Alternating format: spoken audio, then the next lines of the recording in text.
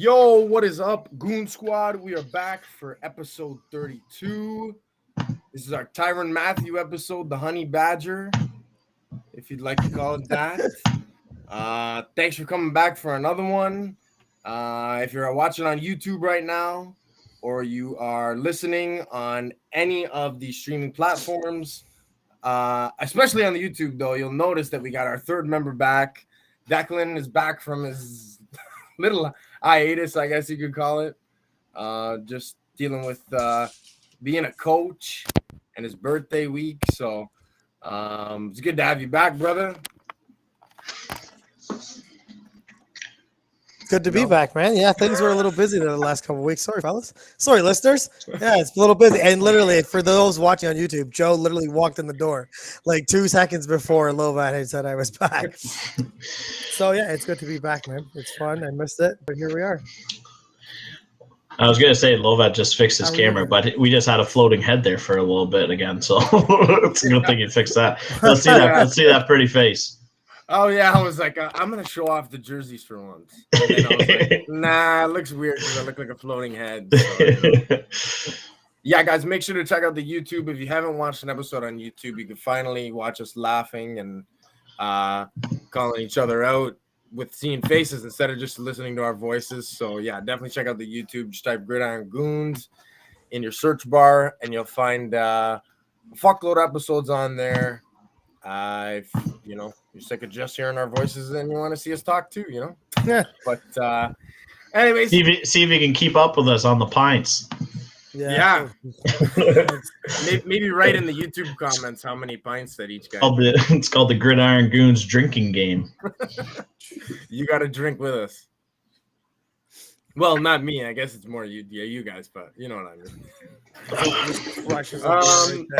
That's one. That's one. But yeah, Dex, how was the birthday anyways? Oh, the birthday was great. It was just it was fine. The last 2 weeks have been super busy in terms of Tuesdays. Following Tuesday I had a game. Last Tuesday was my birthday. Turned 31. Christ, I feel old, but not that old. I keep telling myself. Watch your fucking mouth. Yeah, because you're older. Yeah, you were older. No, it's been great. The birthday was fun. I just had the family over. So that's all we really did. And then on the weekend, we just had, of course, you guys were there. We had Joe's birthday. She turned the big 3-0 in complete denial about it, but there we go. So the old girl, the old bald chain. Yeah. She says she's 29 forever, so we'll see how long we stay at 29 for. Yeah, just wait till the hangovers of 30 hit you, then you catch up real quick. Yeah, it was a little rough on Sunday morning. Then you really learn how old you are. That was a bit rough on Sunday morning, that was for sure. Oh, yeah. Yeah, tell us that story about Sunday morning going to soccer practice. Oh, I had soccer in the morning. This is good for the listeners. Yeah, I had soccer in the morning. I didn't anticipate having to actually have to run. So I was running around the field, and I tell you what, man, I was close to death running around that field. It was hot. I was in all black. It was just a poor color choice for the day. It was an all black out in the sun. It was a rough morning, that's for sure. It was a beautiful day on Sunday. I rallied though. Beautiful, I mean hot and sunny. Oh, it was so humid. For you, probably not so good. Man, the weather's been shit the last couple of days. It was fucking disgusting. Yeah, it's gross. It was the day after because everyone came back to our place and I had to do the cleanup in the morning. Buddy, I was sweating pure booze out of me that morning up. I was just cleaning up. It's all around the fire pit and I think I threw up in my mouth about 3 or 4 times. But the smell of warm beer and everything. It was awesome. Not great for the stomach. Thanks for that, guys. The recycling bins aren't meant for anything. Hey man, mine got full, so I had to at that point everybody kind of put them wherever. I was gonna say both of those recycling bins were probably just equally full. Okay? It's funny though, because I'll put it up, it goes out to the curb tonight. So I'll put it up to the curb tonight and it's full. I'll go out there tomorrow morning to leave to go to work and it's empty. We have some guy roams around, takes all the cans and all the bottles all the time, without fail. Every single week he's there. Quick way to make millions. Buddy, Declan lives like a 30-second walk from a beer store. He's just too lazy to take them back. Man, I'm not taking a bag of cans back. Man, maybe when I get a garage, I'll just stockpile them and take them all back in one go. I never see the need to take I never saw the point of taking 1 or 2 cases back, I guess is what I'm saying. Yeah, I guess without a garage right now, it's kind of hard to. I can't keep just stockpile in the house. I think Joe would get pretty pissed. Just a wall of beer like in the house. Yeah. Do it. My Wall of beer, dog, that my sounds dog sweet. alone would knock them all down. Yeah, true. Speaking of, she's right there. Anyways, boys, let's fire up episode 32 and get to some football action. The big news coming out of today, which is the Tuesday of the recording, Thursday drop. We had the Jamal Adams signing, 4 years, $70 million, which, you know, as some would say, is a bit ridiculous, but I'll get your guys' take. Money, man. You know, you had the report the day before on the Monday saying that, you know, he was worried about getting franchise tagged and how he would deal with that situation. And then literally the next day signs a 4 year, $70 million. And you're going, what the fuck just happened overnight? But yeah, Dex, give us your take on how you think. That's a lot of money to give to Jamal Adams. Again, he's got a lot of sacks, but he's a bit of a liability as a safety. He's on.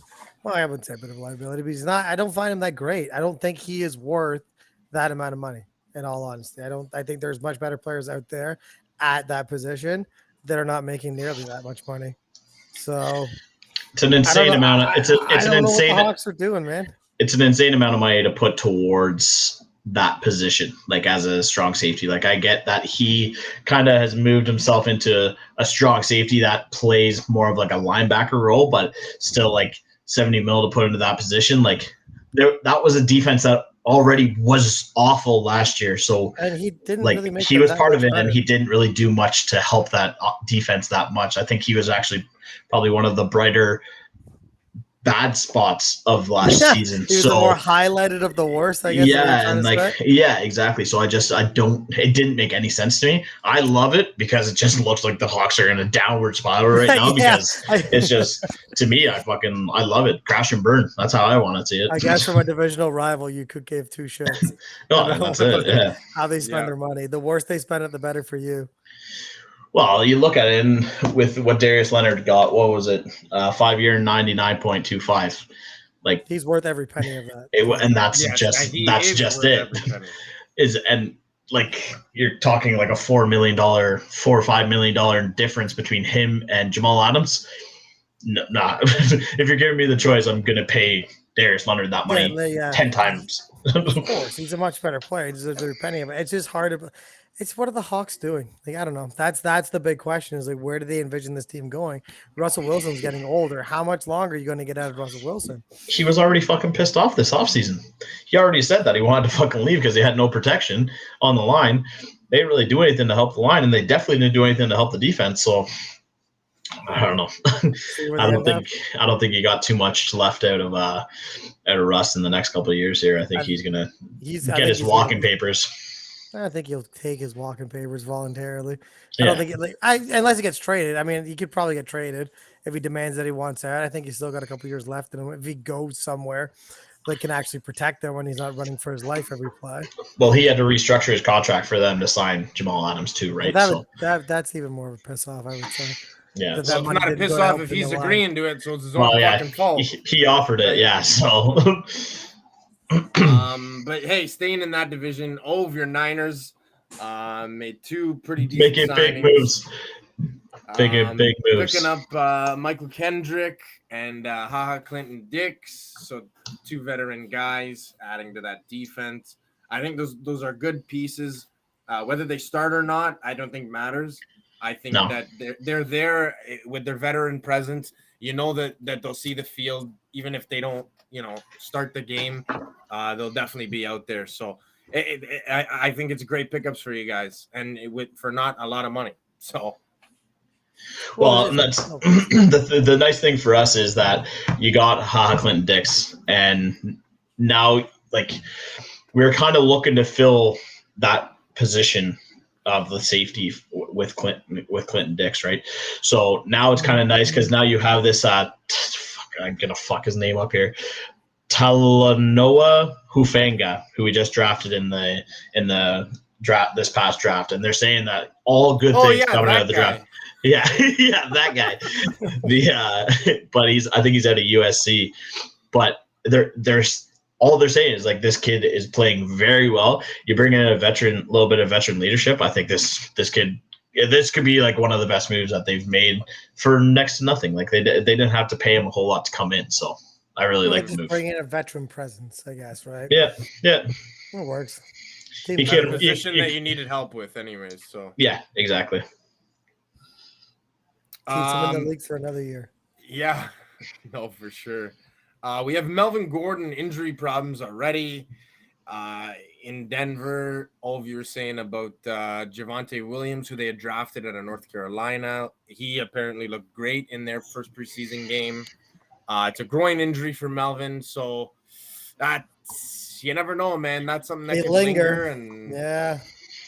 And you already had the rookie fucking nipping at your tail to fucking get that RB1 position, right? So I think this kind of puts Javonte Williams in a nice spot to kind of grab hold of that. They're saying that this could have been like more of like a Cam Akers situation where you probably weren't going to see too much of him until week 5, 6, 7 kind of thing.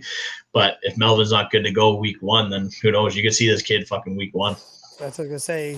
He could be in line to start week 1 right away if Melvin Gordon, if this injury sticks around, and groin injuries suck for running backs. Well, and Drew Lock didn't look too bad. I know it's preseason, but Drew Lock looked pretty good in the game that he's what he was in there for. I love the preseason hype. I love it. Yeah, the shit that we talk about in preseason, like you can look back after the year, like what the hell was that? Like not even close. Didn't even close to live up to the hype. That's that Ravens record. That Ravens record is unbelievable. Was it 17 straight preseason wins without a loss? It's like 17 or 18. Yeah. Oh, 18 now. Yeah. But at that point, like, do you want to keep the streak going? Like, do you really want to fuck that up? No, fuck it. Who cares? Let it go. It's preseason. Like, if you lose it, you lose it, right? It's the end of the day. Yeah, whatever. I'm not gonna start. That's the only thing that they're winning. Preseason champs. They can have a bounce. They can have a bounce. Lamar Jackson could have a very good bounce back season. Not if they don't have any receivers. Yeah, dude. Right now they don't have like. They're saying Rashad Bateman could be fucking week 5, week 6 before he even comes back. I mean, we'll see what happens. And then your WR1 is Sammy Watkins. Good. Yeah. I don't care how good he's looking in fucking camp. When Sammy Watkins is out there against fucking a CB1, he doesn't stand a chance. Especially when, if he's getting double coverage and Lamar's just gonna instinct just to run. Not that fucking division. There's too many good corners in that division that you're playing 6 times this year. That it's not gonna work. Dude, are you kidding me? Between the Browns and the Steelers alone, I mean, like you're playing some of the top safeties in the league. Yeah. Or corners in the league. So I mean, anyways, we'll see when it comes to the Ravens. I don't know how we got from the Broncos to the Ravens. Hey, you guys heard it firsthand how we don't take the fucking highway there. We take a couple off roads. Yeah, it's a long way around. The back country road. The old dirty trail. One of the guys that I'm obviously upset now because the news is released today as well. Timmy Tebow released from the Jags. You're upset he got released? I like Tebow, man. I know you're not here, but I like Tebow. He didn't play very well, so it doesn't surprise me. I like him as a person. It doesn't mean I think he's a good football player anymore. Because I don't know. Ove really like talking about that one block, so I'm gonna let you take the reins. Well, and that's the thing is you got to give it up to the guy. He went in. He started he went from playing quarterback, being a quarterback, like a college football not an all-star, but like a Hall of Famer for college football. Like he was one of the best. He was. Yeah. And then you go to the NFL, absolutely nothing really happened. He played for Denver, made one good run. But other than that, then his career kind of fizzled out. Then he went and played, and then he played Then he went to go play Major League Baseball. Played Major League Baseball for a bit. Then he went to did commentary. He's 30 years old going into this position, trying to going into camp trying to get the starting job as a tight end. Chances were it was never going to fucking work out, but the guy came into camp looking like he was going to fucking he was going to play in the NFL. Dude, like he looked jacked, fucking good. man. He looked huge. He did. And as a tight end, that's all you're really looking for. So the guy looks good, everything's going good, and then he gets that first snap and he goes for a block and just fucking looked like he got hit by the punching bag that hit Jameis Winston. He dropped like a sack of fucking potatoes. And my God, it was fucking embarrassing. And you know what? I wouldn't be surprised if they went up to him at the sidelines and gave him papers right after he saw that, because that is the last thing that you want to see your fucking starting tight end do. So it wasn't a hard roster to crack, so it doesn't surprise me that he got cut. Like you might have saw him. I think it was more publicity stunt more than anything else. But yeah, it was. I never really expected too much. I know there was futures bets of him being NFL Comeback Player of the Year. That was never going to happen. Jeez, that's wild. But I think he put in his retirement after he got released, right? I don't know. I didn't hear that part. But I think he said he's. I think he said he's going to done. make the team, or he was at like in his head. Do you think he was in his head? He thought he was thinking he was the number one tight end. He's never played the position before. God was bringing him into that spot. God was going to help him there. Yeah, he's going to pray his way into that starting Jeebus. Yeah, exactly. I'm going to pray my way into that position. Yeah. Sweet 3 ounce, 5 pound, sweet baby Jesus. Yeah, well, his prayers were not answered, probably for the betterment of that franchise. Yeah. Hey, anyways, I love that reference, the Jameis Winston punching bag reference. Quality. let me just be the first to say it. Quality. But yeah, Tebow gone. I guess that's the end of Tebow mania in Jacksonville for now. We'll see where he ends up. I'm assuming it'll be back in a college football booth, being an analyst. But probably. That's where he belongs at this point. He's only 30 years old, man. His career is young. Like, so who knows where he's gonna go? Yeah. Who knows where he ends up? Not in the NFL. He's not in the NFL. It's not young to be a professional athlete. It's young for commentating, but that's the extent you got. It's not young for a pro athlete. One of these rules that I know the NFL is very strong on, and just we saw it firsthand preseason week 1, is the taunting rule. The league is just completely taken all the fun out of competitiveness and cockiness and well, we talked about this last week. We talked about this exact fucking thing, and you saw firsthand how this is just going to kill the fun of the game. It's fun to see people just get in people's faces, and like the one was it the Carolina game? Was it Carolina? I'm not sure who it was, but the one that went viral where he got up and flexed on the guys. I think it was a Colts player, to be honest. Okay. Yeah. But either way, he goes through. He drags probably 5 or 6 guys with him to get 14 yards. Guys. A great run, and he just gets up, shakes it off, and just fucking steps over a guy. Not even excessively taunting, but bang. So he just ran for 14 yards on a very hard run, and because he stepped over a guy and shook his shoulders, now he's going back. They're losing it a yard from the gain that he just got. He just lost 15 yards on a fucking taunt. It's fucking trash to me. I hate the rule, and I hope it's not as strict going into the season, but it very well could. That's what I was going to say. It's one of these stupid ass rules that the league is trying to make a point about, and they try to emphasize it through preseason. But when it comes into in game, I think more common sense will take over in game, and it's not going to be called as strictly as it is in preseason. We saw this last year. What was the pass interference call? Like last season, they called it pretty much on everything in preseason. Then as you went into it wasn't as bad as it was in preseason. Yeah, they still got some really bad calls, but I'm praying. I agree with you. I hate the rule. I like to see a guy taunt a little player, man. Like, it fires up the crowd. It fires up the team. Like, it's not bad. It's not a bad thing. No, okay, there's excessive taunting, but it's not excessive. I'm definitely on your guys' side of Talk things. Shit, man. Like, that's the fun of the game. Talk shit.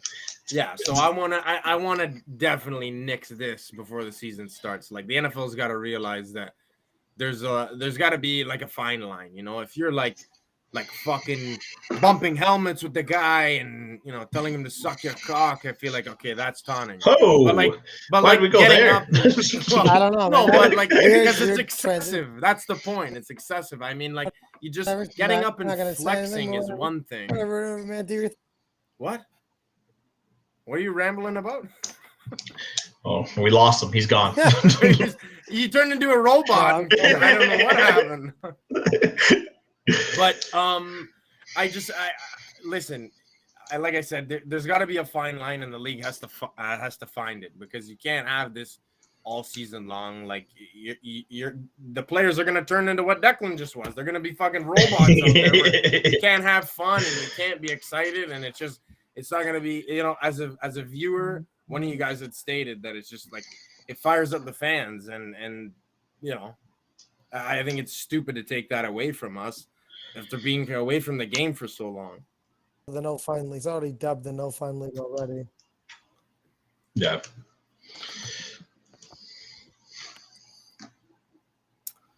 We can jump over to the Anthony Miller news.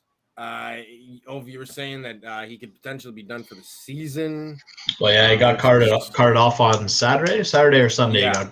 Saturday or Sunday, he got carted off the field, and they had high hopes before on I think Monday. They were like, "Oh no, like you should like a couple of weeks, like I think it was dislocated shoulder is what it was." But after a little bit more in-depth look at it in the last couple of days, and they came out today saying that his season is at risk. And you know what? With that Texans team, it doesn't surprise me at all. I'd be sitting out too. So yeah, that's what I'm saying. Like how good was your season going to be, even if you were healthy? Yeah, of course, you want to play football. I get that, but they were probably going to have a really bad year.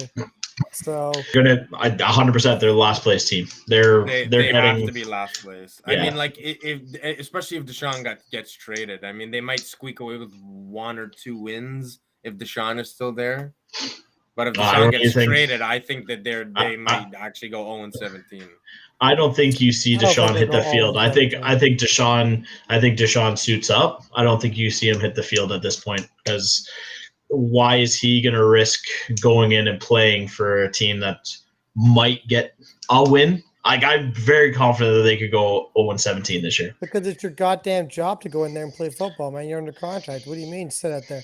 Like, you should be playing games. Yeah, but do you really, when you're an elite quarterback, yes, there is some horse shit behind you right now, but do you really want to go out there and potentially have a career-ending injury for a team that's probably not going to win this year? Yeah, man, because that team's paying your salary and paying you millions of dollars to go out there and do it. So yeah, but when it comes, but we've said this time and time again, it's not the team can do whatever they want. When it comes down to it, it comes down to the player. The player will be like, okay, well, fuck it. How much do you think Deshaun's already made in his career? He could probably walk away. Then if he refuses to play, this is what the NFL should do then, is to stomp out this prima donna nonsense. If he refuses to play because he thinks the team is going to be bad, then he shouldn't be collecting a paycheck from said team. You don't get to just sit out because you think the team's going to be bad. But shit's around Deshaun Watson right now based on alligator there. But if those allegations are all gone and cleared up, the guy should be out there playing football. He's being paid millions of dollars. Fans are paying to go to that game and see their players play. I think that's why that you think he should just sit out and he shouldn't play. That's nuts. Declan, are you recording? Are you recording from Antarctica?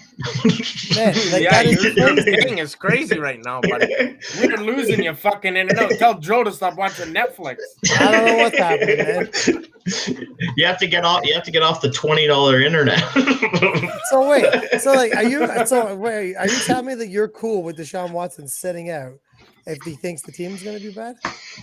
I'm not. It's not that I'm all right with it. It's just if I'm in his position and I kind of have the balls in my court, and the allegation of what the team, that allegations were that the team were the ones that were having people say some things about him. So these trade requests, after the trade request came out, I'm not. Okay. I'm not against it. Yeah, I can see. I forgot about that nonsense. But it's still, at the end of the day, like, you are a pro player. You are given a large amount of money to go out there and play. You should be going out there and playing the game, regardless of whatever your personal stuff off the field is.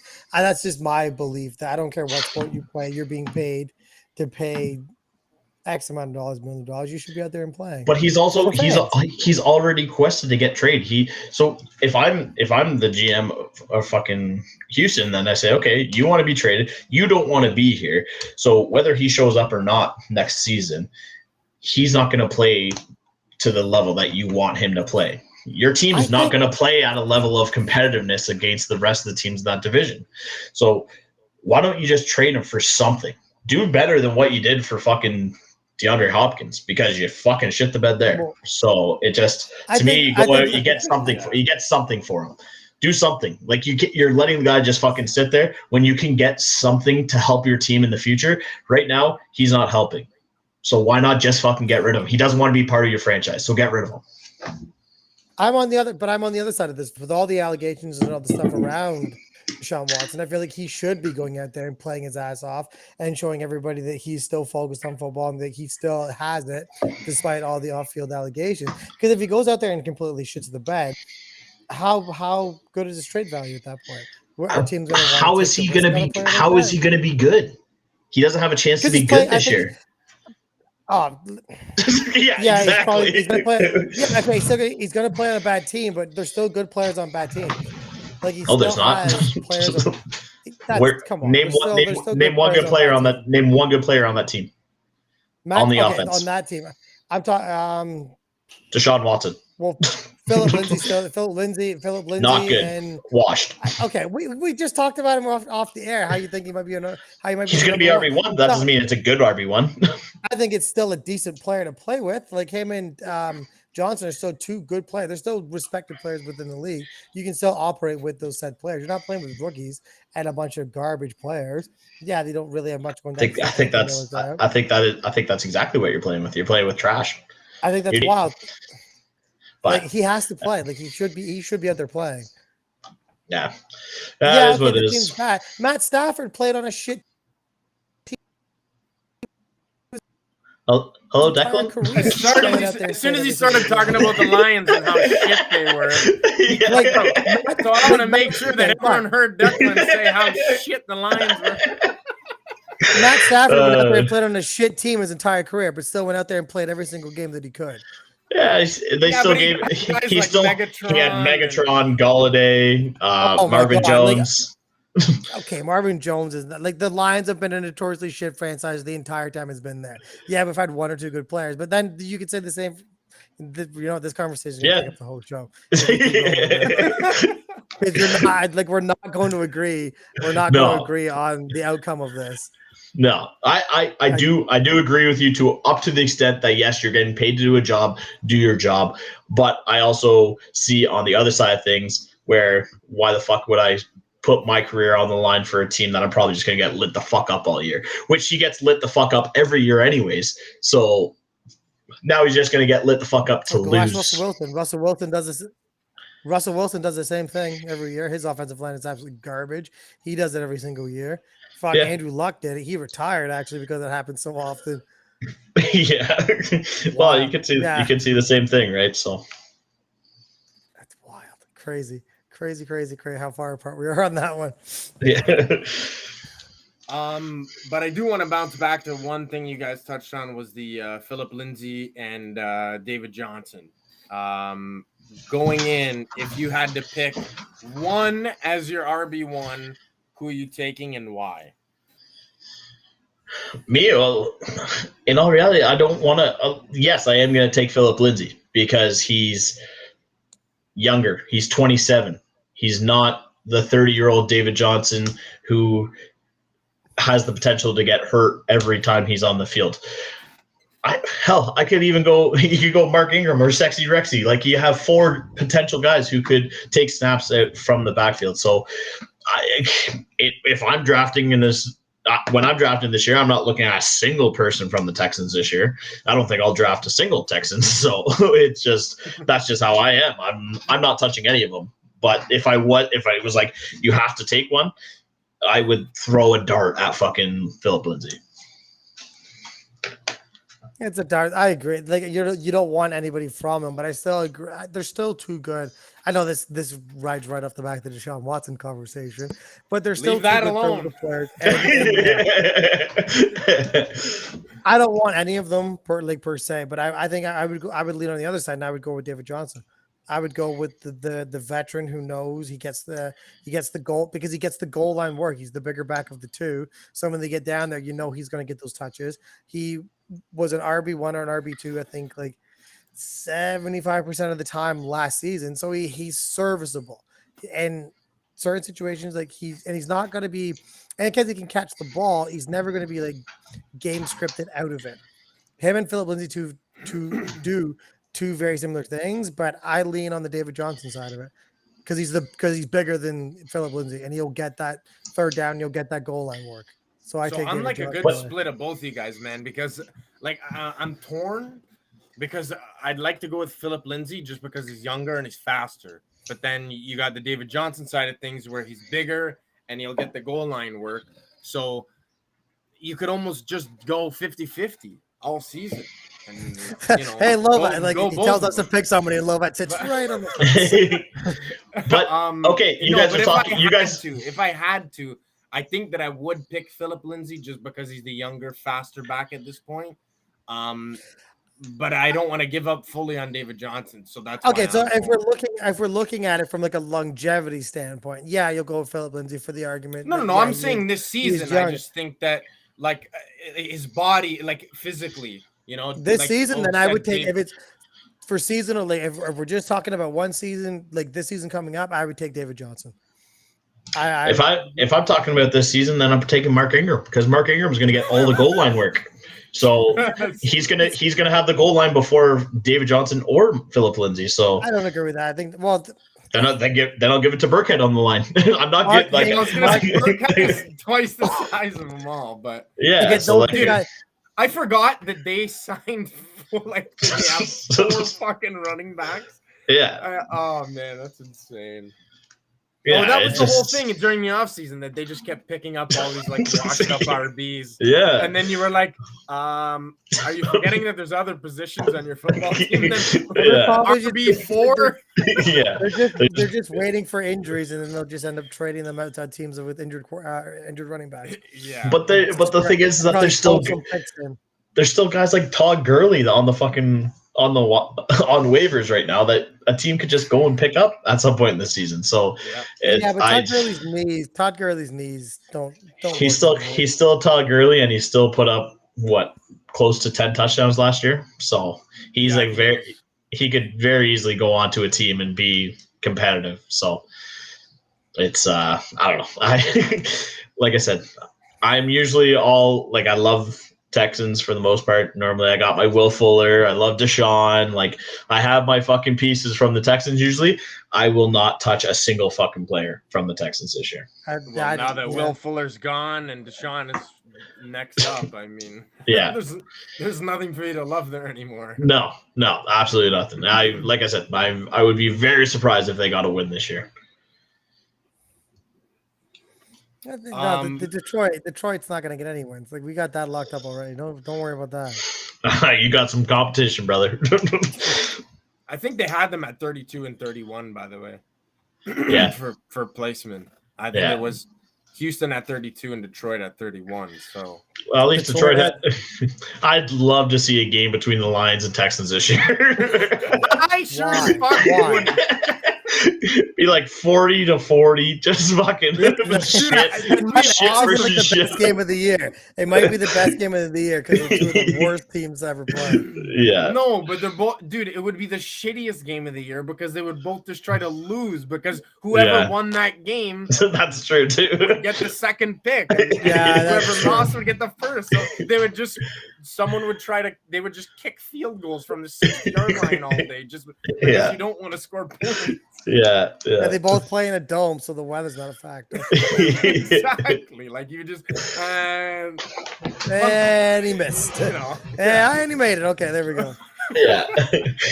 I wouldn't mind that. Imagine a game. Just imagine a game of just field goals, like 60-yarders all day. Like Jesus Christ. Just because like if you completely just punt and like don't make the effort, then like the league would probably start questioning things that you're throwing games. You know, I think the league would come out with like new rules or something if that ever happened. Like for the following year, they would implement some sort of new rule that you can't just 100%, intentionally throw the game.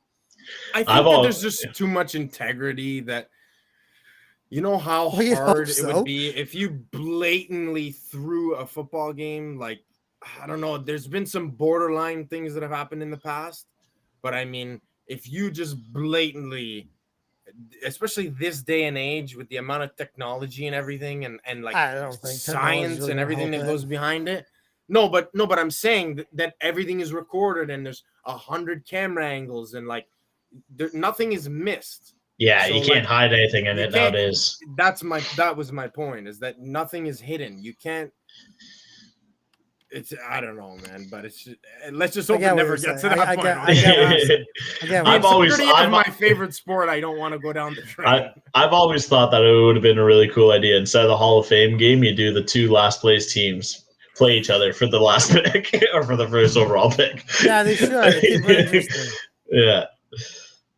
Yeah, so then, but that would, I guess it doesn't matter. I get your point. You could just move everything around. Because normally, like, the Hall of Fame game is the first preseason game, and then the draft you just do it as the second months before. Yeah, but you just do it's basically a shitter bowl. Yeah, exactly. Exactly what it is. Yeah, after exactly what it is. The shitter bowl, and then you do the draft. Well, fuck, you might as well just do it for the Pro Bowl. No one gives a fuck about the Pro Bowl. So just get rid of the Pro Bowl and have that. Like, yeah, I guarantee you'd have a lot more people watch that than fucking right. You would. Hell yeah. Complete waste of time. Dude, ratings and viewership would go through the roof, I bet you. If this happens, this was all our idea, and I want I want credit for this. I want a piece. I want a piece of this. Yeah, seriously. We had an old player make an appearance at Bills camp. Luke Kuechly, linebacker, formerly for the Carolina Panthers, was out on the practice field. He was helping out Tremaine Edmonds, apparently. It was a middle linebacker for the Bills, young guy. He's going into third or fourth season, I believe. And I love it. I think it's really cool to see a veteran guy who played under McDermott in Carolina. Now that, with Buffalo, I'm hoping Tremaine had an off year last year. So I'm hoping that something like this can help him, just a veteran guy giving him hopefully, some tips or tricks that could, help him get out of a slump that he had. And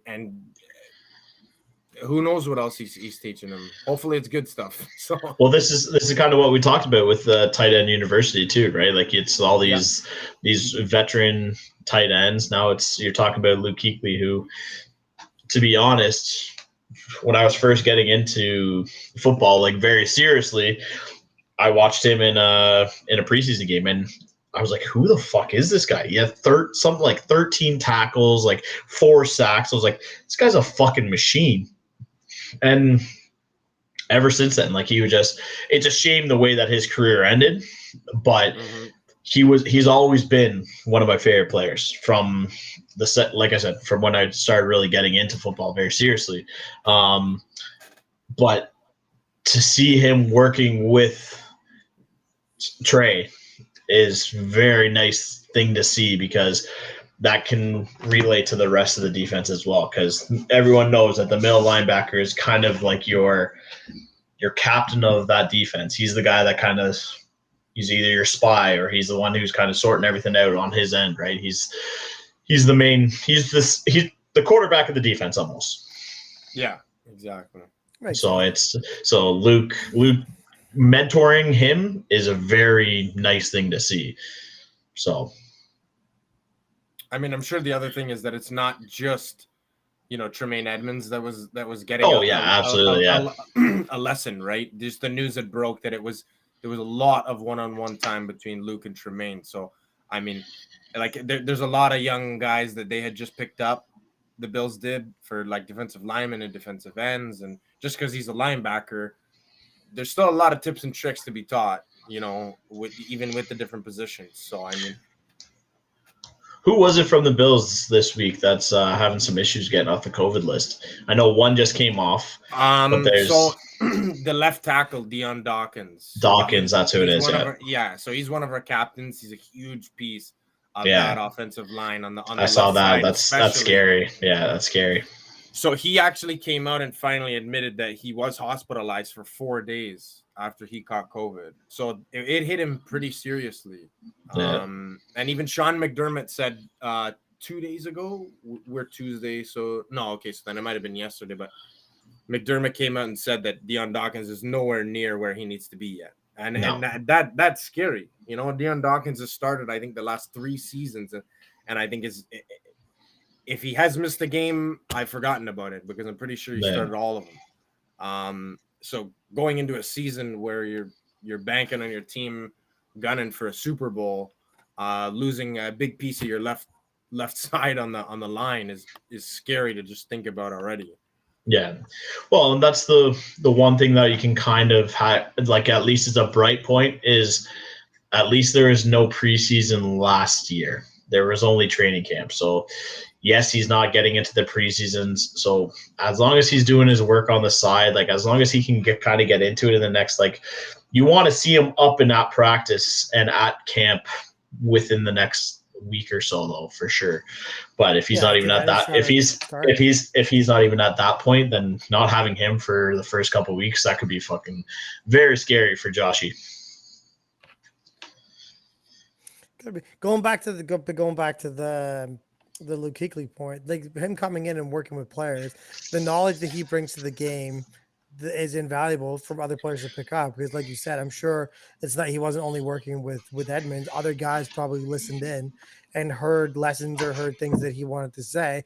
And I mean, the way that he played the game was admirable. He played at 100%, 100 miles an hour every time he got on the field. And you couldn't ask for much more out of your middle linebacker position. So any knowledge that he can pass down to younger players is, of course, beneficial in the long run for the Bills.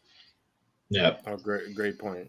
And he's an absolute pimp on film. So if they had him at all, and he knows the guy was a freak on film, he would that's all he did. He would go home and go run tape. I mean, that's extremely admirable that you have players that would leave the facility or leave after training or practice and go home and do that all on their own. Like you can't teach that to players. That's drive that a player has to have. Yeah, like, that's very hard to instill in other people. Some guys go to the NFL, whatever, they make their money and they run around and do whatever they want after practice. Some guys like Luke Kuechly go there and are boring and they sit there and watch film for hours and hours and hours on end. But as a coach, God, that's exactly what you want out of a player. I was going to say, man, want to get better. Listen, the boring guys are the one, like you just said, the boring guys are the ones that the coaches love, because those are the guys that aren't going out and fucking partying. They're not, because they're continually working to get better. They listen to what you have to say. They're mastering their craft, man. And there's always something to learn, man. You've never ever learned everything at your position or anything like that. There's always something new to learn. Exactly. One thing I wanted to get into here before we got to the headline of our episode, which is our rankings for the upcoming fantasy season for running back position, just in time for Declan's return to the show. Yeah. But this was something that I don't know. I want to hear if you guys can DM us on Twitter or Instagram or even message us personally. So when I was watching some of these preseason games, the new jersey rule, where players are allowed to wear whatever jersey they wanted to, and instead of previously that bye Declan. Jesus. Previously players were only allowed to pick from certain numbers per their position. So when I grew up watching football, let's say for defense, an example was, I knew that if number 52 made a big hit, I go, oh my God, that's the linebacker, because I knew that only a linebacker could pick that jersey number. Or, number 87 caught a wicked had a wicked catch. Okay, that's a wide receiver. And now I'm watching Tight the end. Giants. That was game. a tight end. 87 would be a tight end. No, 87 could be a. Oh yeah, that could be a wide receiver too. Yeah. Reggie Wayne, as an example. But, yeah. I'm thinking Gronk, and that's it. Yeah, okay. Touché. I got you. But now I was watching the Giants game, and you see Sterling Shepard switches jersey number to 3, and I see 3 out there, and I'm like, are they running like quarterback trick plays? That kicker just made a 6 snag. Yeah, kicker or quarterback, but you know what I mean. And then you see guys on defense. In the Cowboys game, you have Micah Parsons, their rookie linebacker, wearing number 11, and it's just like chaos for me because it's so drilled into my brain that this group of jersey numbers is this position. So now going, watching the game now, and it's just like anyone can be any jersey number, any position, and it just creates chaos for me. I don't know about you guys, but nah, for me, man, it's just because I've played all the sports. So I played hockey, I played fucking football, I did it all. But like when I was playing football, it wasn't you went in and you had like a set number for the position you were playing. I was middle linebacker and I was a kicker. So I was number 4 or 5 or whatever the fuck it was. So like growing up, that's just how I was. And you've been, because of your dad, you've always been a huge football fan from day one kind of thing, right? Yeah. I didn't really have that. I didn't really get into football until I was about 13, 14, maybe even 16 years old kind of thing, right? So I was always big hockey guy. But it's for me, it sucks because I do understand it on your side of things now. I never would have really noticed it until somebody brought it up to me. And now it's like, oh yeah, this is going to be pretty fucked up when I see somebody who's number 4 making a sack. You know what I mean? Like it's just shit like that where it's like, that doesn't make any sense. But I also really like college ball where that's not the rules in college, right? So you can kind of pick whatever number you want at the same time. Yeah. So yes, it's weird, but at the same time, it doesn't affect me that much. That it's not as much as what you would, who has been so accustomed to it for so many years, right? Yeah, like I'm not against the players picking whatever number they want. Like go ahead. I absolutely, care. Yeah. It's just the fact that now that when I'm watching the game, it's going to be a lot harder to figure out fucking right and what's what. But it's also like a lot of players change jersey numbers as well. So now you're like I said, Sterling Shepard is number 3, and you're used to seeing him in 87. So that's the thing. What exactly. The fuck? Like you think it's some other guy, and it's just for me right now it's just chaos until I get to it. Oh, exactly. But don't you think from a fantasy perspective it might be better? Because I remember having Evan Ingram as my tight end and then watching Sterling Shepard catch the ball and cheer multiple times because he's 88 and Sterling Shepard is 87. So like now you'll have a designated number for said play. Like, oh, I know it's not my guy. So there's a silver lining right there. That's true. Because you made that mistake a lot that season. A lot. Like we watched a lot of games together. The numbers look the same. The number thing, it didn't really bother me like at all. Like I didn't really know like each set of like positions had like a block of a grouping of numbers that they could only pick from. And like you said, like you grew up watching that. Like I didn't grow up watching that. Like I revert to like other sports that numbers, they had whatever number they wanted. I just assumed it was the same with football. They just chose to stay in that group of numbers, to be fair. I was like, that's kind of camaraderie, I guess. I don't know. Fuck. Yeah. I don't know where it comes from. I wish that maybe I'll see if I can look it up. I think maybe it was just a part of the no fun league, and they said this is how it is, and that's that. Yeah. Oh, these are your 12 numbers. That's all you get. They're loosening the belt a little. Well, why do you think every lineman used to be fucking 71, 72, 73, 74? You know, like I didn't. Honestly, man, I didn't. Well, they got to pick from the 60s and the 70s, but I just mean like. Most guys were just. There's only one number I would have picked out of that entire thing, anyways. 69. Yes. Well, that is a great spot to leave that conversation, boys. We're gonna leave on a fucking really high note there. Let's get into our top 5 fantasy running backs for this year. Declan, you finally get a part of the. after all this shit of talking shit this whole time of who we picked, now you get to give us yours. Now, yeah. Okay. So my number one. Do you want me to start? I guess. Fire it up, man. Well, let's let Lovat introduce it a little more. Okay, I'm trying to give us a little rush. I was just saying, fuck it, let him. I just gotta get thrown in there. Like, Jesus. There's no lead up to this or anything. No foreplay here, buddy. You get out. Dude, you jumped in. I was just gonna let you run with it, man. But yeah, guys, again, if you listen to the episode 30 and episode 31, we did the quarterbacks and the wide receivers. As you know, this is just opinion based. These are our thoughts. These are not official rankings. This is not how it should be. This is what we think. So if you don't like it, go fuck yourself, because that's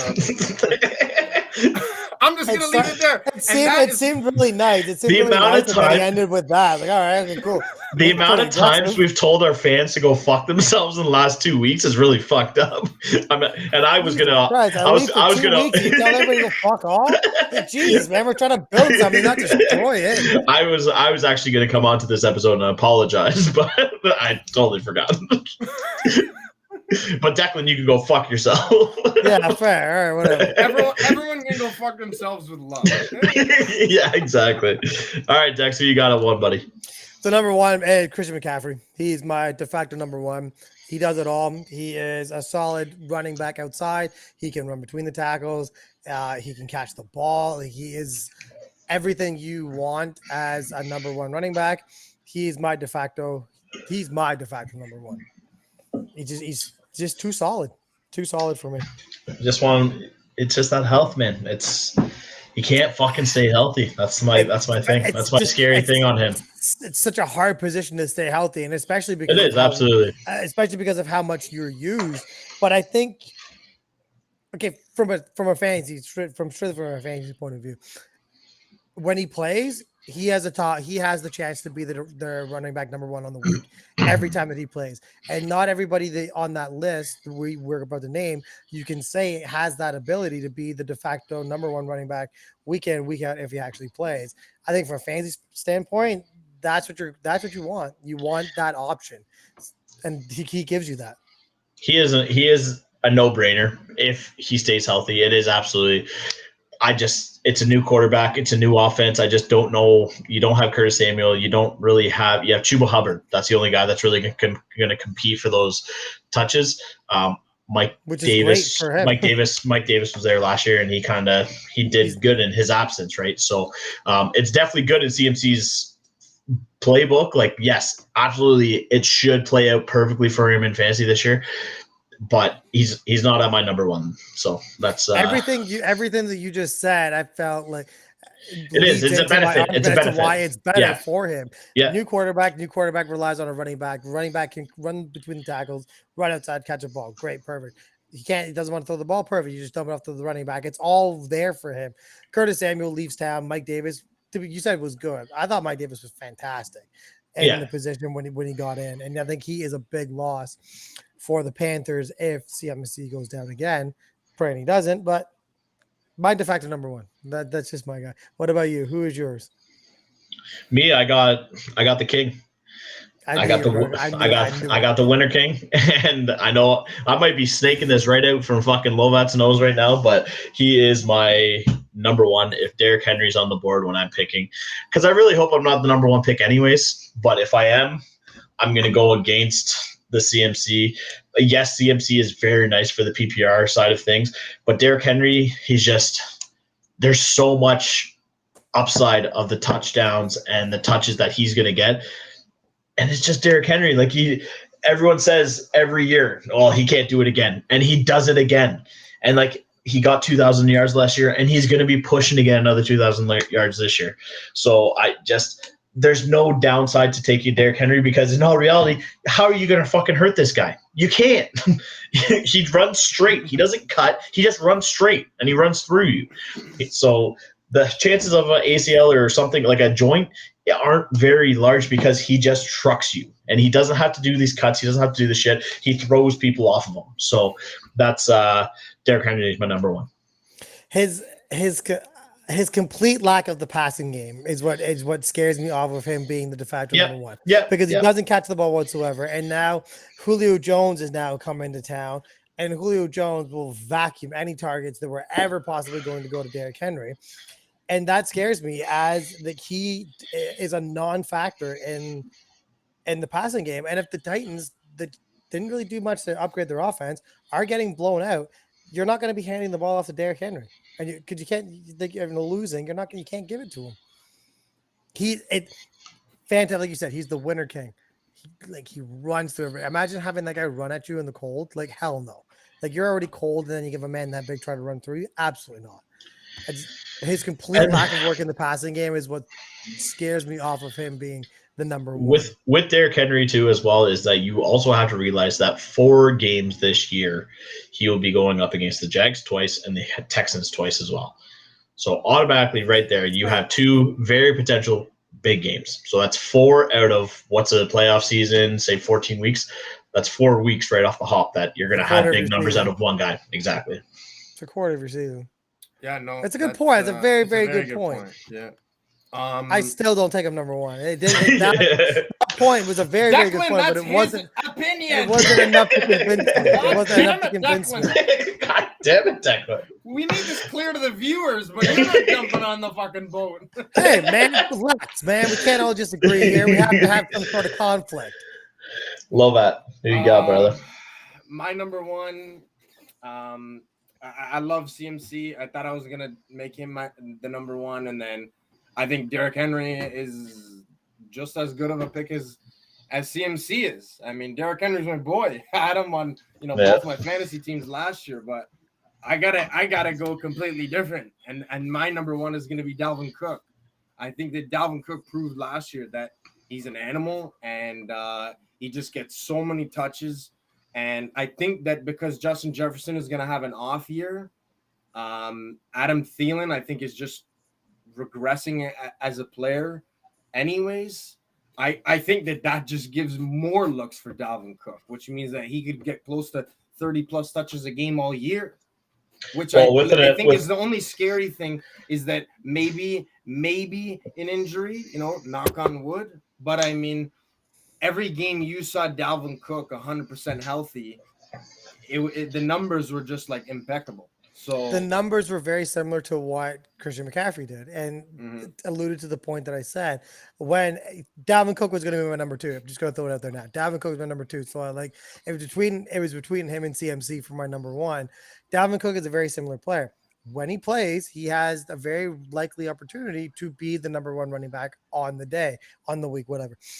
So he can do everything that Christian McCaffrey can do. Catches the ball, runs between the tackles, runs outside. Yeah, he has a little bit of the injury, a little more of an injury history than CMC does. So you're banking on the fact that hopefully the guy doesn't get hurt. But he does always have these niggling injuries throughout the year. Like there's always something there. He's a hamstring, a knee, an ankle. There's always something. Well, I think this year the Vikings have an improved defense as well compared to last year. Last year, their defense was really had some weak spots. I think they did a lot to improve that in this offseason. So you're going to see Dalvin Cook on the field a lot more. I also have Dalvin Cook at number 2. So he slides right in at 2, and then I got CMC at 3. So CMC slid a little bit for me, but that's strictly on the injury scare for me. I think they just might be leaning on him a little bit too hard this year. I just don't know. I don't know if he can carry the weight of that team as much as he has in the past, just because of his past injury history. So, but no, I think Dalvin Cook's a great number 2. I'd be happy to have him on my squad. He's fucked me too many times to. He's one of those guys like him and Jay Mix are my 2 guys. Like, how many years did I have them, boys? Probably 3 years in a row. I took them as a tandem 1-2, right? Yeah. And I took them forever, and they're just. Everyone has that bad taste in their mouth about a couple players in the league when they're drafting. Come draft day, and those are 2 of the guys that are like that for me. Because Dalvin Cook, he was both times I took him, he got injured for injured for a full season, and then it was injured for 5 games of the season. It's just little things like that. So he's one of the guys that I will take him at 2, 3 if he's there. I probably would take CMC over him just because I trust CMC a little bit more. but I like the upside of the Vikings a lot more than what I do of the Panthers. That's why I would lean more towards Cook at 2 and CMC at 3. Yeah, my number 2 is going to be Christian McCaffrey. I mean, so we're all pretty interchangeable so far for 1 and 2. I'm just going to make this simple. I mean, Declan made a lot of great points. You know, he can run between the tackles. He can run outside. He can catch the ball. He's fucking Swiss Army knife. He can do anything you need him to do. And, you know that he's going to get the looks. He's going to get all the touches. That offense basically runs through him, you know, almost as much as it did with Derrick Henry last year for the Titans. You know, obviously A.J. Brown got his looks, but, you know, a running back getting 2,000 yards this day and age, I didn't think was going to happen. So, and then for my 3 is Derrick Henry. So my 1, 2, 3 being Dalvin Cook, CMC, and Derrick Henry, we're all pretty much in the same ballpark, and I just don't want to be who's one. Decs? Who's Decs got at 3? Alvin Kamara. I would take Alvin Kamara. Oh, you're sick, man. I hope you take him in your fucking draft. I wouldn't take. For very relying heavily on the same 2 reasons that I brought up for my first 2. Derrick Henry does not catch the ball. Cannot catch the ball. Is not used in that way. Alvin Kamara is used very much the same way. Can run between the tackles. Can run inside. He's electric when he touches the ball. He is a pass catching specialist, which I think now will be leaned on even more. Who's going to pass him the ball? That's ultimately the question. Who's going to pass him the ball? Jameis Winston can still throw a ball. Taysom Hill can still throw a ball. Sean Payton's very creative in the way that he uses Alvin Kamara. And let's face it, Drew Brees, where the last 2 seasons we've had Drew Brees has been a shadow of what Drew Brees really is. Like, he's been dealing with injuries for the last 2 seasons. He's old. He doesn't move the same way that he does. He was only really throwing the ball 5-10 yards down the field. You're replacing a Hall of Fame quarterback, but for the last 2 years, it wasn't the Drew Brees that we had 5-6 years ago. And Alvin Kamara was still incredibly good with the Drew Brees struggling the last 2 seasons.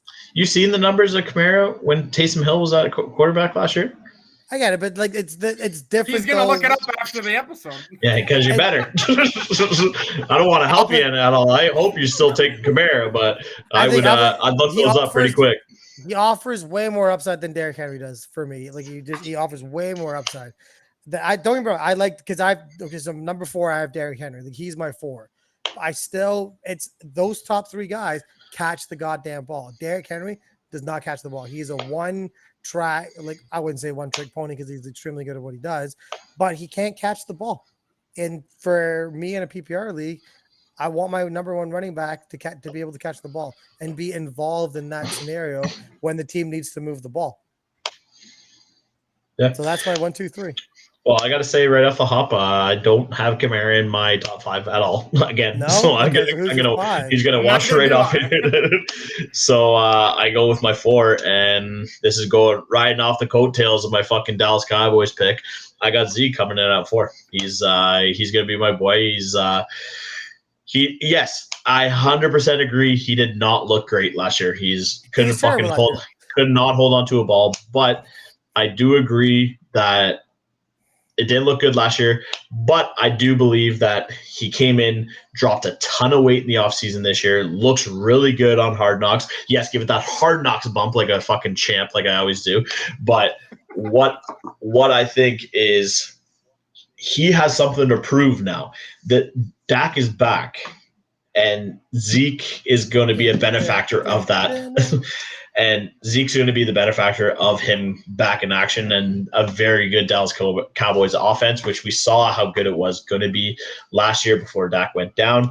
I think Zeke's the guy who's the benefactor of that. And if he worked on his game, which it looks like he did, I think Zeke is a very nice pick within your top 5. And if I can get him at 4, that's where I'm grabbing him. So that's you have him at 4. I agree. I have him at 5. He's my number 5 for very many of the same reasons that you said. Last season to me I had him on my fantasy team last season. It was tough to watch. To me, it's a throwaway season. It's an outlier. He's never fumbled the ball that many times in his entire career, and it all happened in one season. He has not even a lot to prove. I think he's just his last season was an outlier. Like that is not the Dak Prescott. Sorry, that is not the Zeke that we had seen in previous seasons. And I think he reverts back to the norm this season and could very potentially be a top 3 running back in the league, especially with Dak Prescott being back. I like the pick. I have him in number 5. Like I'd be any of the top 5 that I named. I'd be extremely happy with any of the top 5 if I could get any of them. I really do like a bounce back season for Zeke. I think it's really on the cards for him for sure. So you had Zeke at 4 as well? No, I had Zeke at 5. I had Zeke at 5. Who'd you got 4? I had Derrick Henry at 4. Oh, okay. That comes Derrick Henry here, jump in the line. Well, I'd already given my 4, and he was already talking about Zeke, so I just kind of threw it in there. No, you're good. At 4, I have Nick Chubb. I think that he's poised. He's just gotten better and better every season. I think that the Browns should make a decent run this year to at least the divisional round. And I think that it'll be on the back of Nick Chubb. You know, I think Baker Mayfield will do what he's got to do at times just to get them in positions. But I think that Nick Chubb is going to carry the team on his back this year. I think at 4, that's pretty reasonable. I like Alvin Kamara. I like Zeke. I just think that Nick Chubb overall will probably have a better season. I know that's kind of a jump up the board right now, but it is a little bit. I was actually just looking at his ADP. Like he's going off as I think the 7th, this 8th running back off the board. Yeah. Like he's going like 1-7. So I like the Nick Chubb pick. I just like how what you were saying about Zeke. I really don't like what he did last year, and I'm hoping just as like a football fan that he has a bounce back year. But it just scares me to take a leap on a guy like that after having such a horrible year. Because if he repeats that, then you're fucked. At least you know with Nick Chubb that the guy has been progressing every season so far. But it could happen to anybody, right? Nick Chubb. I thought you were talking about Nick Chubb having a bad season last season. Like, no, man, no. No, I said Zeke. That's why I didn't have Zeke. I didn't catch the part. I thought you were talking about Nick Chubb for a second. I was like, dude, what? No, I think I like the Nick Chubb pick. The only thing that scares me from him is how much action does Kareem Hunt get behind him. He's going to steal away from a lot of these guys who are workhorse backs who you're going to get a lot more points off of. Like my number 5. Yes, there is injury scares. Yes, there hasn't been a great camp for him, but Saquon is still my number 5. If I'm able to go get Saquon at 5, I think that's going to be a fucking steal because regardless, he is still one of the best backs in the league. If he comes back at his old self, I know an ACL injury, PCL, MCL, I know he tore every fucking ligament you could, but I think if he can come back healthy and they're saying that it's back to normal, he's back practicing. If he comes back at 100% and he comes back to his old self, if you could get Saquon Barkley at 5, you are fucking laughing at that point because then you're shorter on the turn and now you're 5 picks ahead of the first person and you might have a top 3 running back by the end of the season. So Saquon's at my 5. What about Aaron Jones? Honorable mention, like maybe 6, 7. Like I'd probably take Kamara before Jones, but that's basically I would take Aaron Jones before I would take Saquon Barkley, to be honest. Really? Yeah, I would. With the news of Aaron Rodgers coming back, Aaron Jones for me slides into what he did last season. Jamal Williams isn't there, and A.J. Dillon. So now there's only 2 of them. It's not 3 of them anymore. It's just the 2 of them. There's a lot of work there for both of them to be had. The injury of the ACL scares me. Yes, he's coming back. Yes, he's like you said, he's back in practice.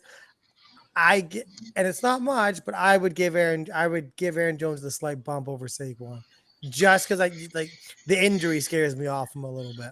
I'd say Jones is probably at 8 for me because even after Saquon, I probably take Jonathan Taylor and then Kamara and then Aaron Jones. So that's after this. Okay, so that you brought it up. So after this, I was going to ask you when we were at the top 5. I was like, what's your temperature on Jonathan Taylor?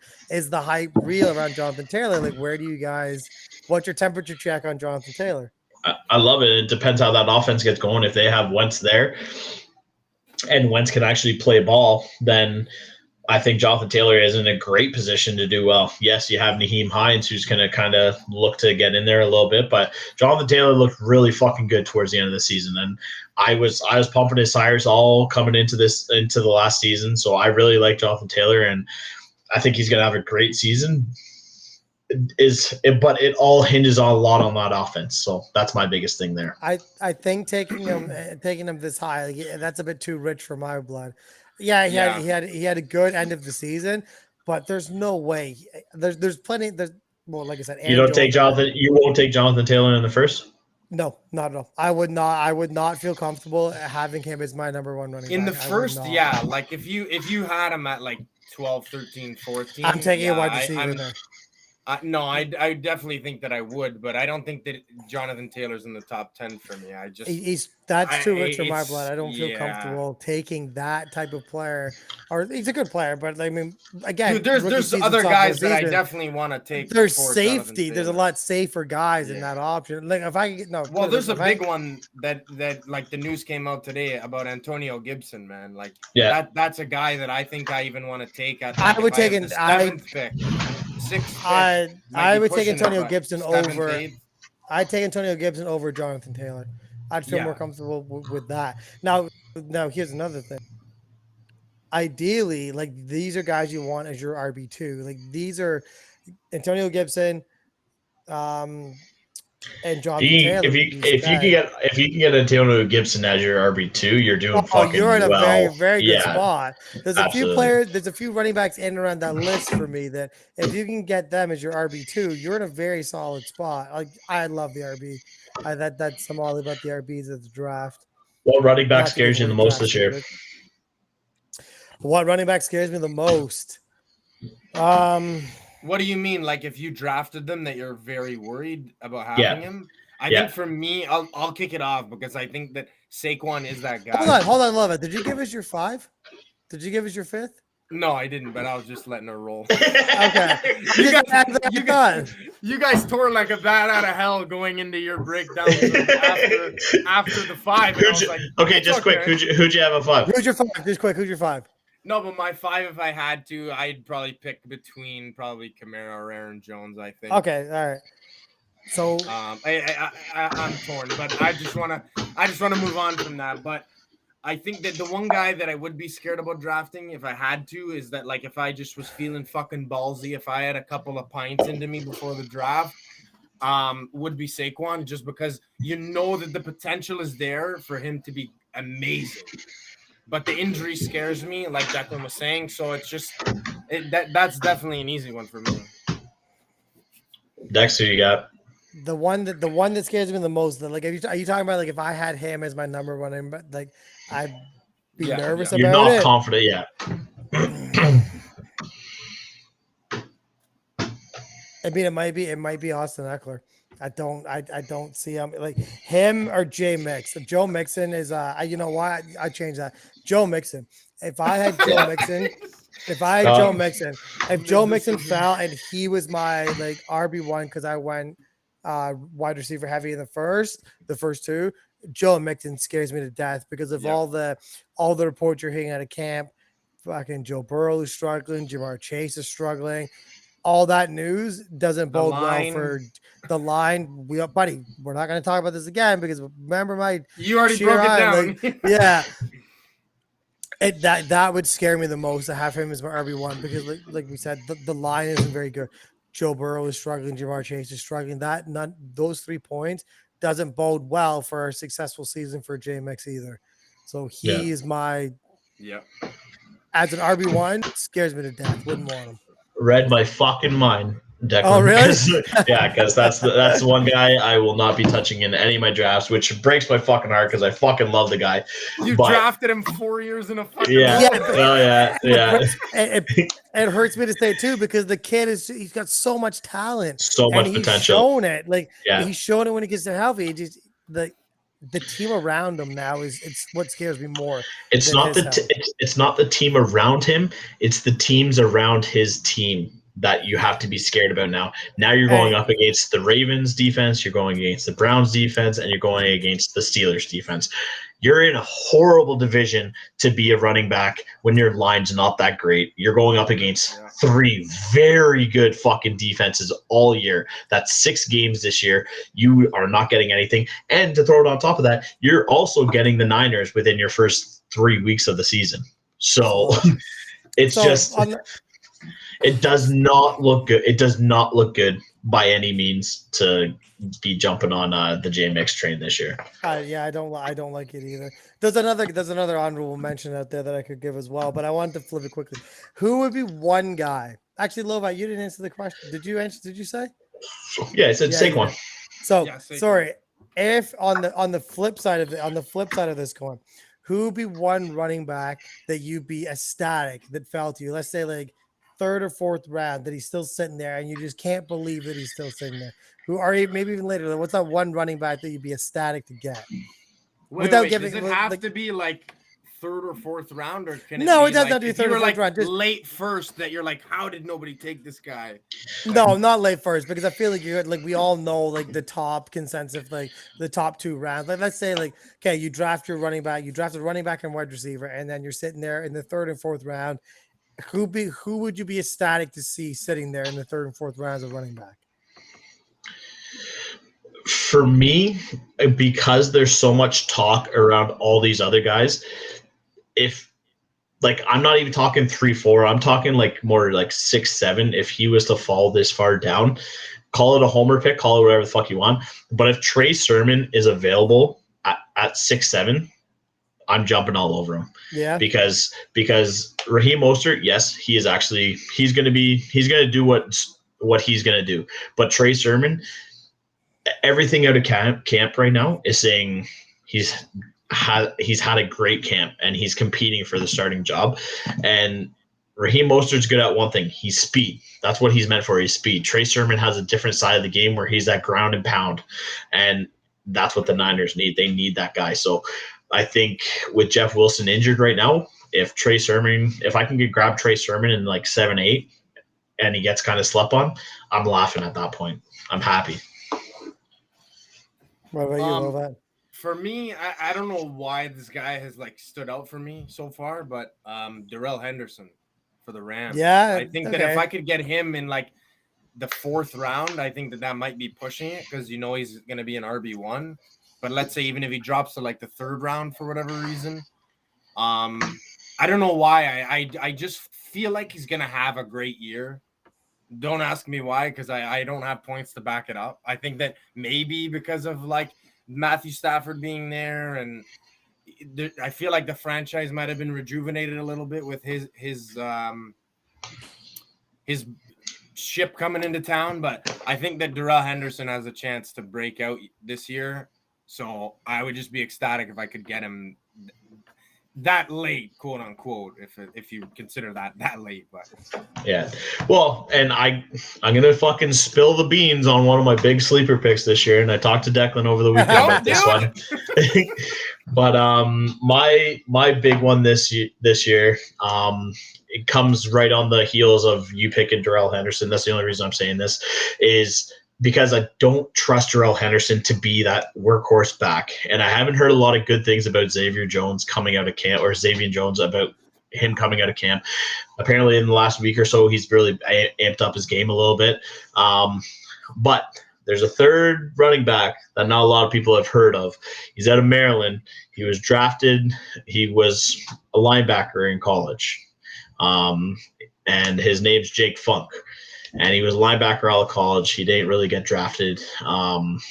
When he went to the combine, he went in as a running back because he absolutely shattered every high school rank. He had CMC high school numbers all going through. So this kid, you watch some of his tape from high school, and even as a linebacker, like the kid's unbelievable. You watch him at the combine, his tape's unbelievable. This Jake Funk kid, if Xavier Jones doesn't fucking step up and this Jake Funk kid gets a chance at RB2 behind Darrell Henderson, they're saying this kid has CMC potential, and the kid looks fucking unbelievable.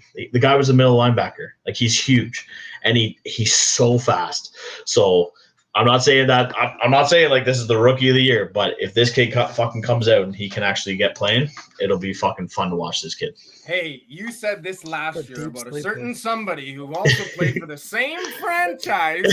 And how did that work out for you, buddy? Cam Akers looked fucking unbelievable. In the last When he 4 finally games of took the the season. job, he looked Hey, great. but did he look When good? he finally took the job. Exactly. Yeah, he If really I did. could say that that one player is gonna have a good game all season, but I'm not gonna tell you which game. That doesn't mean shit. Hey, he would have carried teams to fucking championships this year. He probably won champion. He probably won. Yeah. He definitely won. Well, playoff last year at the end of the for sure. season, Yeah. Dex, I want you to answer your own question there. So okay, so like if he's sitting there in the third round, especially if he's sitting there in fourth round, be Clyde Edwards-Helaire. If I feel there's a little bit of stink around him that Whoa. Dude, I just said can't be first or second round, and you said absolutely not. It has to be the third or fourth round. but You're there's a talking little about bit of stink around him. going But he's not going to be there. second All right, okay, so fine. guaranteed. If I don't think he is. CEH goes I to don't- 3, he's think the he running slipped back into of the- the best offense in the league. There's something wrong with I our get league that. if he drops to the third But round. what I'm saying, might I get quit that. fantasy But we've seen weird things. That's I get this shit that's about also it, true. As your That's RB2. also true. So okay, so if we're gonna go a little bit. So more of a homer pick, DeAndre Swift. If he's sitting there in the third or fourth round, I'm taking him because there's Jamal Williams is there, but I think DeAndre Swift, his workload will expand. Jim Williams is there. Like you need to take some of the load away, but I think DeAndre Swift is ultimately the better running back. Dude, Swift just has to run behind Sewell, and it'll be all right. Yeah. I think he's gonna be I think it's gonna be. I'll start at the time share, but DeAndre Swift I think will take the lion's share of that, and he will end up in. It won't be an RB1, but he'll end up as a high RB2. Which would be perfect if you get him because you could probably get him later, and he might not even be your RB2. He could be RB3 that develops into an RB2, which is even better. Yeah, agreed. Yeah, no, it's definitely. I like the pick because that was one of the. I was honestly deciding between who I wanted to say between Darrell Henderson and DeAndre Swift because I just think that there's not going to be a lot of bright sides on the Detroit offense this year, which means that the running back gets more touches. Well, I think. So. Like because I didn't, Jake Funk is not my pick, but I picked Trey Sermon for this one. But no, I think Javonte Williams is also a very nice pick that you can get if he slides 3-4. If you can pick up Javonte Williams, he's a big pick too. Especially now with the news of the Melvin exactly. Yeah, guys. So I mean, there's a lot of time before the season starts. We still got several weeks. No, we don't. All of this opinion yes, we do. In literally a week. Several. We still have at least 2 weeks till the fantasy draft, and then there's several weeks until the regular season starts. Fantasy drafts next weekend, brother. Yeah, I said the season starts. Several weeks. All right, I'll give it to you. A lot of things can happen, man. We've seen preseason injuries. We've seen, week 1 injuries. So there's a lot. Don't talk about. We don't want to talk about injuries. We don't talk about those. But yeah, guys, that is our top 5 running backs for fantasy 2021. Hopefully, that chaos gave you a little bit of peace of mind, or maybe it can help you in your league and in your draft coming up. So we wish you good luck for your fantasy draft, and make sure you check us out on all of our socials. You guys know them by now, but I gotta fucking fire them off. The Instagram, gridiron.goons, Twitter, Goons Gridiron, the YouTube. Just search us in the search bar, just like all the rest of them, like Spotify, Apple Music. And don't forget to check out deanblendell.com. We are also on there. Guys, that is a wrap for episode 32. Let them know. Make sure to catch us next week, guys. We got the preseason predictions. We're going to throw in the divisions and all that shit again this year. So let's see who's the biggest idiot this year. All righty, guys. Take care. Stay safe. Love you guys. Mwah.